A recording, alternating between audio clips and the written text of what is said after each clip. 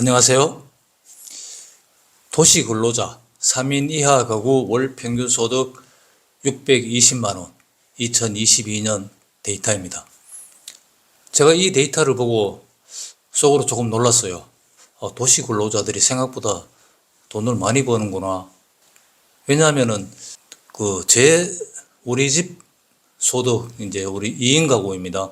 2인 가구인데 월 평균 소득이 200만 원 될까 말까 한 그런 수준이니까요. 도시 근로자 평균 소득에 우리가 3분의 1밖에 안 된다는 겁니다. 야, 이거 되게 좀 충격이 좀 왔어요. 나 이렇게밖에 못 버는데 나는 어떻게 이렇게 살지? 근데 제가 살고 있는 느낌, 돈에 관해서 제가 느끼는 거는 그렇게 별 아쉬운 거를 모르고 살고 있거든요.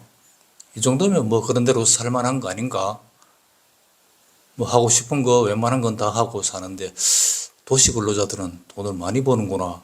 이렇게 이제 세상 물정 모르는 시골에 와서 이제 벌써 십수년간 사니까 세상 물정을 모르는 사람이 됐구나. 이런 생각이 들어서 여러 가지 이제 생각을 좀 해봤습니다. 나는 도시 근로자 평균 소득의 3분의 1 정도 수준밖에 안 되는 소득으로 지금 어떻게 이렇게 살고 있을까? 아무래도 좀 이상한 것 같아요. 도시 근로자 평균 소득의 3분의 1이면 굉장히 이게 공공하다는 것을 느껴야 마땅한데 그렇지 않거든요. 이게 왜 이럴까요? 이제 한번 생각을 해봤습니다.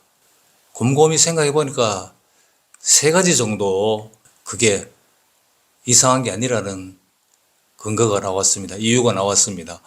첫째, 도시하고 내가 살고 있는 이 시골하고 돈 가치가 확연하게 다릅니다. 여기에서는 집을 장만하려면 대략 한 3억 정도 돈이 필요합니다. 200평 정도의 부지에다가 30평 정도 견고한 건물을 새로 짓는다. 이렇게 계산했을 때 3억 원 정도면 가능해요. 3억 원 정도면 아주 쾌적한 주택을 하나 장만할 수 있습니다. 땅을 사서 집을 짓는다고, 새 집을 짓는다고 가정했을 때 그래요. 근데 이 정도로 쾌적한 주택을 도시 지역에서 장만하려면 10억 정도는 최소 필요한 걸로 보입니다.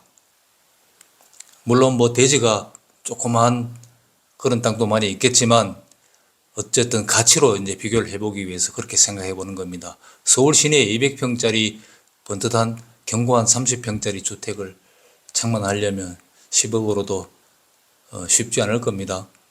그러니까 주거비가 3배 이상 든다는 뜻입니다. 그래서 아까 월 평균 소득 620만 원, 이거 밥도 안 먹고 한 푼도 안 쓰고 다 모아서 10년을 모아도 도시 지역에서 집 한 채를 살 수 없는 겁니다. 그렇게 생각해 보니까 정말 아무것도 아니네요. 두 번째 다른 요인은 도시 지역에서는 살아가려면 집 문 밖에 나오면 그때부터 계속 지갑을 열고 살아야 되죠. 심지어 길을 가다가 화장실이 급한데 마땅한 데가 없으면 카페 같은 데라도 돈 주고 들어가야 되지 않습니까? 도시 지역하고 시골 지역은 그런 점에서 상당히 많이 차이가 나죠. 시골에서는 대부분의 이 일상 여기에서는 거의 돈이 들어갈 일이 별로 없습니다. 심지어 먹는 것도 텃밭에서 상당 부분 나오고 이웃이나 친구들이 갖다 주는 음식물 먹거리만 해도 수시로 냉장고에 가득가득 채워지는 예가 많죠. 꼭 딱히 필요한 음식물, 먹거리, 일상용품, 생필품 이런 게 필요해서 슈퍼에 가서 장 볼 때를 제외하고는 거의 돈 쓸 일이 잘 없습니다. 그러니까 시골에서는 지갑을 열어야 되는 경우가 아주 드물고요. 도시에서는 계속 카드를 들고 살아야 되죠. 하루 종일 움직이면 교통비가 들어가고 앉으면 자리값이 들어가고 입에 뭔가 넣으면은 다 비용을 내야 됩니다. 그런 것만 해도 아주 차이가 많습니다. 모든 게 돈으로 다 움직이니까요. 물론 시골도 돈으로 움직이긴 하지만 시골은 이제 그런 활동 자체가 적고 또 웬만한 거는 어디 가면은 그냥 차 한 잔 대접 이런 것도 편하게 이루어지죠. 그래서 일상 속에서 들어가는 비용에서 차이가 상당히 많이 나는 것 같아요. 그다음 세 번째, 삶의 방식에서 차이가 또 많이 나는 것 같습니다. 저는 작년에 지은 이 집에서 지금 살고 있는데 1년 조금 넘게 살고 있습니다. 살고 있는데 1년간 난방에 필요한 연료비가 50만 원이 채 못되게 들어갔어요. 가스를 너무 적게 쓴다고 업자한테 막 욕을 먹을 정도로 이렇게 비용이 적게 나옵니다. 이거는 뭐 특별히 아끼려고 그렇게 해서 그런 게 아니라 이 집이 조그만하니까 쓰려고 해도 더 못 쓰는 거예요. 연간 이 난방 비용이 50만 원 미만, 우리가 뭐 집에서 늘 샤워도 하고 따뜻한 물을 다 쓰고 그렇게 지내도 50만 원 미만이 들어가는 겁니다. 이런 부분에서 좀 규모가 있는 그런 생활하고는 차이가 많이 나죠. 뭐 먼저 두 번째 항목에서 봤지만은 먹는 거 이런 것도 비용이 훨씬 적게 들어갑니다. 딱 장볼 때 이외에는 먹는 데 비용이 거의 안 들어가죠. 그리고 뭐 새 옷을 사는 일도 거의 없고 옷이나 신발이나 이런 것도 떨어지고 닳고 떨어져야 삽니다. 그렇게 이제 여러 가지 뭐 행사에 나간다거나 여러 가지 모임에 나가기 위해서 수시로 갈아입어야 된다거나 이런 일도 없고 하니까 그냥 평상복으로 입는 이 옷이 떨어지고 이제 늘어지고 좀 입기 힘들다. 그런 경우에만 사는 겁니다. 또 환경이 좋은 곳에서 살고 적당히 운동하고 뭐 그러니까 그런지 거의 몸이 아픈 경우도 잘 없어요. 가끔 뭐 감기 같은 그런 좀 아픈 일이 있으면은 그냥 저절로 낫기를 기다립니다.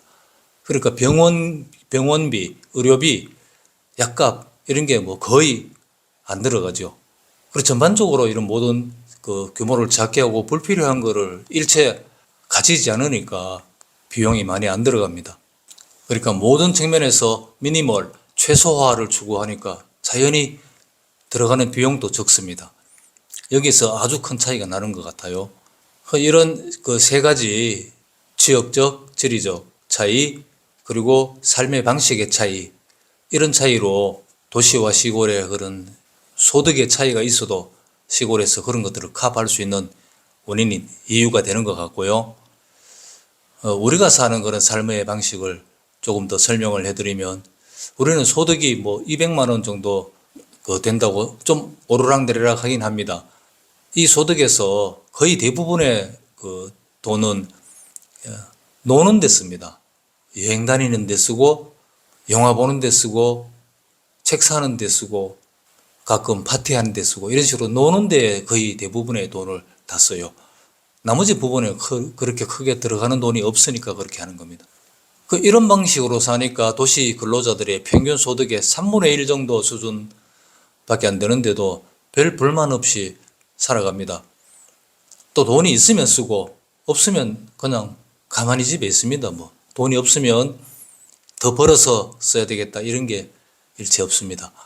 제가 경쟁적인 의지를 가지고 좀 더 벌어야 되겠다. 아무래도 돈을 좀 넉넉히 쓰려면 더 벌어야 되겠다. 그런 마음을 먹으면 더 벌 수 있습니다. 확실하게 더 벌 수 있는 그 여지는 충분히 있다고 보는데요. 그렇게 할 필요성을 못 느끼고 좀 더 쉬고 좀 더 변동거리고 좀 더 자유로운 시간을 많이 가지는 게 더 중요하다 이렇게 생각하니까 웬만하면 돈을 더 벌기 위해서 애쓴다 이런 거는 안 하려고 합니다. 있는 범위 안에서 쓰려고 하죠. 그렇게 넉넉하지는 않지만 그렇게 불만스럽지도 않다. 그런 느낌을 가져요. 돈에 관해서는. 도시에서 이런 도시 근로자 평균 소득 정도를 올리려면 사실 그것도 그렇게 쉽지 않다는 걸 알고 있어요. 굉장히 성실하게 꼬박꼬박 일해야 되고 나름대로 열심히 살아야 그것도 가능한 거라고 보는데요. 그걸 제가 모르는 게 아니죠. 그런데 이런 차이에도 불구하고 과연 도시 근로자 평균 소득을 올리는 계층의 삶이 그렇게 풍요롭냐 하면은 제가 생각할 때는 거의 약간 회의적입니다. 저도 도시의 지인들이 상당히 뭐 도시 근로자로서 상당한 소득을 올리는 그런 계층의 그 지인들이 많이 있습니다. 이분들의 그런 삶의 내용을 보면 그렇게 풍요롭다는 느낌까지는 안 들어요. 저보다는 훨씬 더 많이 벌지만 그 차이를 못 느낀다는 거죠. 제가 보기에는 그렇습니다. 이렇게 돈과 관련해서 살아가는 지역이나 살아가는 방식이나 이런 거에 따라서 돈의 가치가 아주 크게 많이 달라진다는 거, 이게 이제 제가 체험적으로 느끼면서 경험한 거를 지금 여러분들에게 말씀드렸는데, 이런 걸 가지고 여러분들이 삶에 살아갈 지역이나 장소를 고민하거나 살아가는 방식에 대해서 생각해 보실 때 참고로 하시는 게 좋지 않을까, 그런 생각이 들고요. 프랑스의 작가 알렉상드르 듀마가 한 돈에 관한 이야기를 하나 들려드리겠습니다. 돈은 훌륭한 하인이자 나쁜 주인이다. 참 의미심장한 말입니다. 제 생각에 이 말은 돈에 관해서 적당한 선에서 만족하면 아주 훌륭한 하인이 되지만, 약간 많이 원했을 때 돈은 곧바로 안색이 돌변해서 우리를 노예로 부리려고 하는 나쁜 주인이 될 수도 있다, 그런 생각입니다.